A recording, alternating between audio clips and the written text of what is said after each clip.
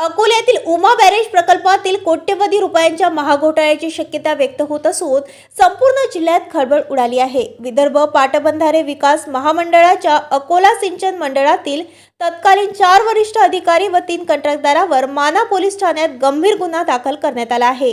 गौरव प्रकाशराव बोबडे सहाय्यक अभियंता श्रेणी 1 यांनी दिलेल्या तक्रारीनुसार 1 मार्च 2011 ते 31 मार्च 2012 या कालावधीत उमा बॅरेज प्रकल्पातील सरळ उचल पद्धतीच्या द्वारनिर्मिती व उभारणीच्या कामात करनाम्यानुसार अतिप्रदान व शासनाला कोट्यवधीचे आर्थिक नुकसान पोहोचवण्यात आले असल्याचा गंभीर आरोप आहे। 26 ऑगस्ट रोजी माना पोलिसांकडून मिळालेल्या माहितीनुसार या प्रकरणातील महाघोटाळ्याची रक्कम 9 कोटीवर जाण्याची शक्यता असून जिल्ह्यात चर्चेला ऊत आला आहे। प्रकरणाचा तपास अकोला आर्थिक गुन्हे शाखेकडे वळवण्यात आला असून ठाणेदार गणेश नावकार यांच्या मार्गदर्शनाखाली तपासणीची सखोल चौकशी सुरू आहे।